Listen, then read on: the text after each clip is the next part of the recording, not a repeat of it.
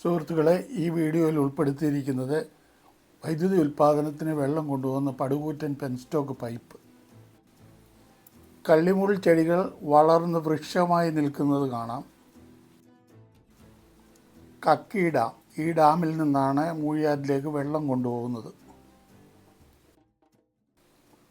Anathode dam, ഈ ഡാമിൻ്റെ ഷട്ടറാണ് 2018 വെള്ളപ്പൊക്കത്തിന് വില്ലനായി നിന്നത്. മകരജ്യോതി തെളിയുന്ന പൊന്നമ്പലമേട്. ഇക്കോപ്പാറ,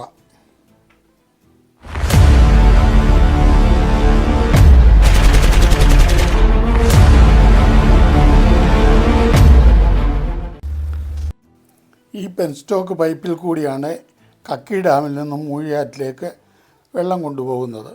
ഈ പൈപ്പിൻ്റെ വ്യാസമെന്ന് പറയുന്നത് 2.5 മീറ്ററാണ്. ഒരാൾക്ക് ഈ പൈപ്പിനുള്ളിൽ കൂടി നിവർന്ന് നടന്നു പോകാൻ സാധിക്കും. ഇത് കേരളത്തിലെ പെൻസ്റ്റോക്ക് പൈപ്പുകളിൽ ഏറ്റവും വലിപ്പത്തിൽ സ്ഥാപിച്ചിട്ടുള്ള പെൻസ്റ്റോക്ക് പൈപ്പാണ്.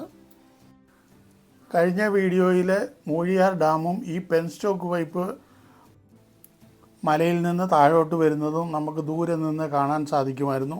ഇപ്പോൾ നമ്മൾ ആ പെൻസ്റ്റോക്ക് പൈപ്പിൻ്റെ അടുത്ത് വന്നിരിക്കുകയാണ്.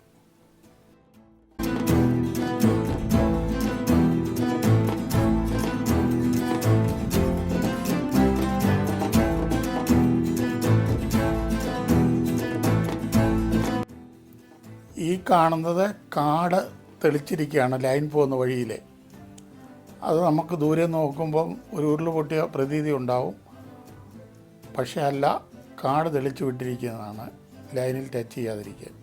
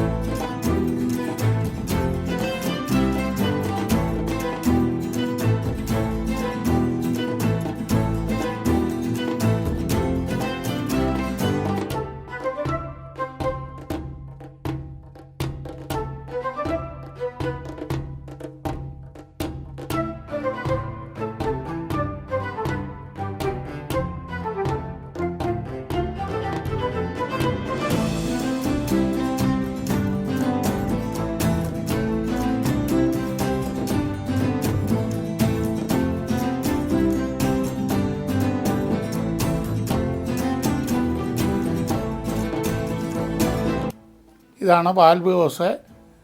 കക്കി ഡാമിൽ നിന്നും ഇവിടെ വരെ ടണൽ വഴിയാണ് വെള്ളം വരുന്നത്. ഇവിടെ ഈ വാൽവ് ഹൗസിൻ്റെ അവിടെ മുതലാണ് പെൻസ്റ്റോക്ക് പൈപ്പിലേക്ക് വെള്ളം കയറുന്നത്.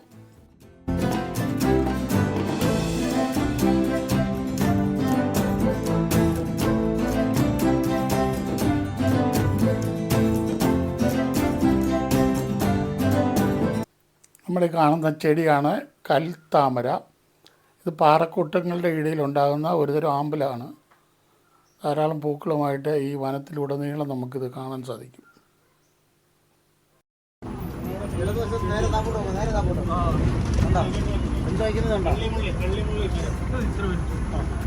ചെടി ചെറിയ ചെടിയല്ല, വലിയ മരങ്ങളാണ്.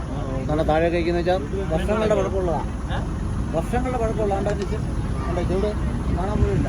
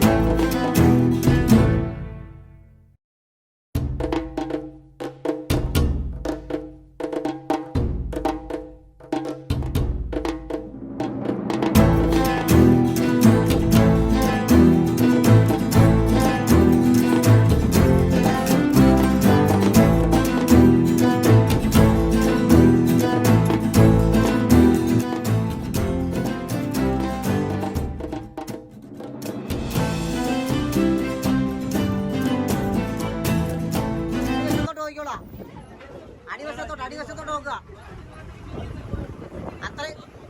അത്രയും താഴ്ചയിൽ ഡാമിനകത്ത് വെള്ളം കിടപ്പുണ്ട്. ഈ താഴ്ച തന്നെ ഡാമിനകത്തുണ്ട്. അത്രയും വെള്ളം അതിനകത്തുണ്ട്. ഇനി ഇടതുവശത്ത് തന്നെ ബാക്കിലോട്ട് നോക്കിക്കോളാം. ബാക്കിലോട്ട് തിരിഞ്ഞു നോക്കിക്കോളാം. അവിടെ കുറെ പില്ലറുകളുണ്ടാ. ഇവിടെ ഇടതുവശത്ത് ബാക്കിലോട്ട് നോക്കാം. കുറെ പില്ലറുകളുണ്ടാ. അതുപോലെ തന്നെ മറു സൈഡിലും പില്ലറുകളുണ്ടാ മലയ്ക്കകത്ത്. പില്ലർ കൊണ്ടില്ലേ കെട്ടിയിട്ടേക്കുന്നേ. അതെന്ന് പറയുന്നത് ഈ ഡാമിന്റെ നിർമ്മാണ സമയത്ത് ഇത് രണ്ടിലും റോപ്പ് കെട്ടിയാണ് സാധനങ്ങൾ താപ്പോട്ടിറങ്ങി പണിയുന്നതിന് വേണ്ടി ഇറക്കിയിരുന്നത്. ഇവിടെ ഒരു സിനിമാ തിയേറ്റർ ഉണ്ടായിരുന്നു. ഇവിടെ ഏതാണ്ട് 10,000-ഓളം ജോലിക്കാരിവിടെ വർഷങ്ങളോളം പണി ചെയ്താണ് ഈ ഡാം ഇത്രയും ആക്കിയത്. പിന്നെ പൊന്നാപുരം കോട്ട സിനിമ ഷൂട്ട് ചെയ്ത് ഇവിടാണ്. പൊന്നാപുരം കോട്ട. ഇനി ഇടത്തോട്ട് തന്നെ നോക്കുക. ദൂരെ കാണുന്ന കുന്നുണ്ടോ? ഏറ്റവും ദൂരെ കാണുന്ന മല അതാണ് പൊന്നമ്പലമേട്. മകരവിളക്ക് കാണുന്ന പൊന്നമ്പലമേടാണ് അങ്ങേറ്റം കാണുന്നത്.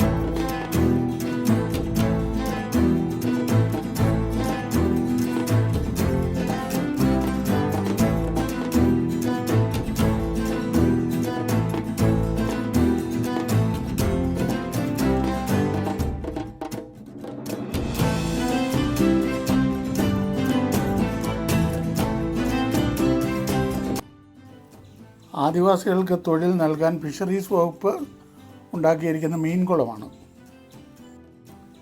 ഇതാണ് എക്കോ പാറ. ഇവിടെ എക്കോ ഉണ്ടാകും. നമ്മൾ സംസാരിച്ചാൽ ഈ പാറ പൊട്ടിച്ചാണ് ഈ ഡാമുകൾ പണിഞ്ഞത്.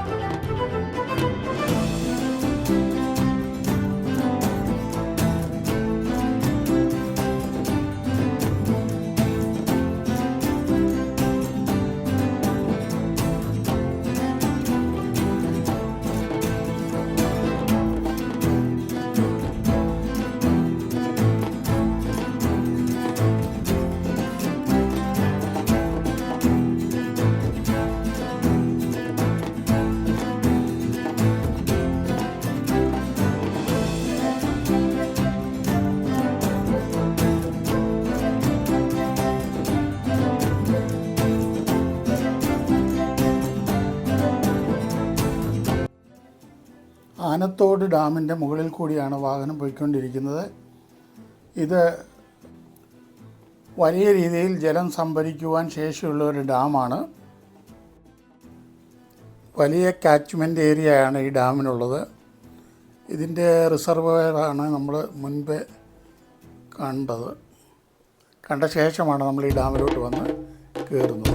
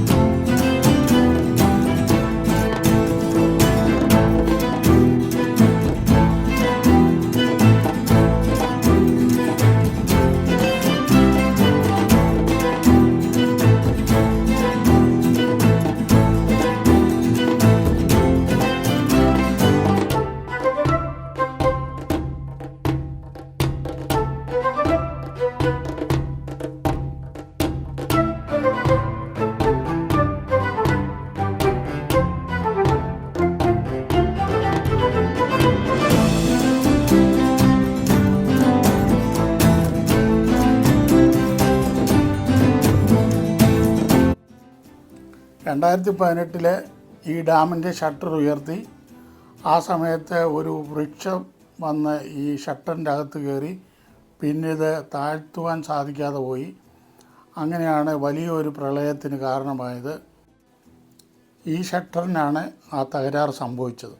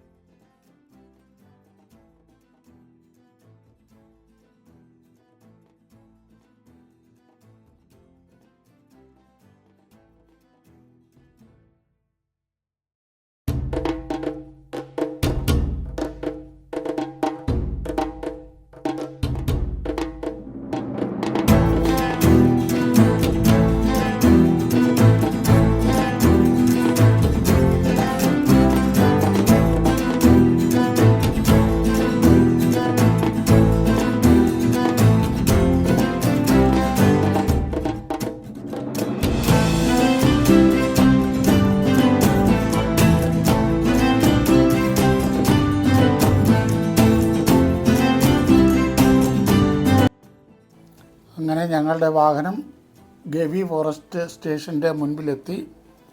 ഇപ്പോൾ ഉച്ചഭക്ഷണത്തിന് തയ്യാറാണ്.